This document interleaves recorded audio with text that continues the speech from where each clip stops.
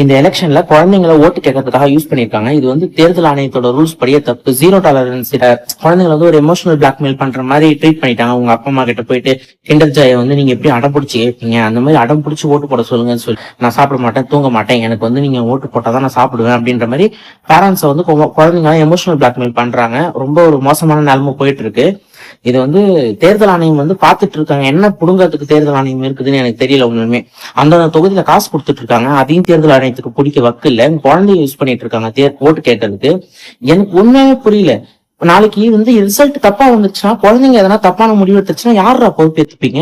உண்மையே புரியல. ஒருவேளை விஜய் மாமா தோத்துட்டாரு அப்படின்னா அந்த குழந்தை எப்படி தாங்கும்? உண்மையா குழந்தைக்கு என்ன என்ன தெரியும்? அதனால எதுவுமே தாங்கிக்க முடியாது.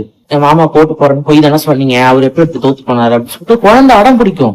வீட்டுல சாப்பிடாது, தூங்காது. என்னடா பண்ணிட்டு இருக்கீங்க?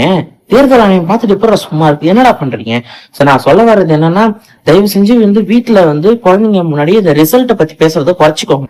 ஒருவேளை டிவிக்கு அகைன்ஸ்டா ரிசல்ட் போகுது, ஒருவேளை டிவிக்கு தோக்குது ரிசல்ட் இல்ல அப்படின்னா, தயவு செஞ்சு பேரண்ட்ஸ் வந்து வீட்டுல குழந்தைங்க கிட்ட அதை பத்தி பேசிக்காதீங்க. பெருசா ரிசல்ட் பத்தி எதுவும் சொல்லிக்காதீங்க. முடிஞ்ச வரைக்கும் ஒரு 2 நாள் 3 நாள் வந்து மெயின்டைன் பண்ணுங்க. இல்ல தளபதி தான் ஜெயிச்சாரு, விஜய் மாமா தான் ஜெயிச்சிருக்காரு, இன்னும் கொஞ்ச நாள் கழிச்சு நான் சொல்றேன் அப்படின்ற மாதிரி கொஞ்சம் மெயின்டைன் பண்ணுங்க.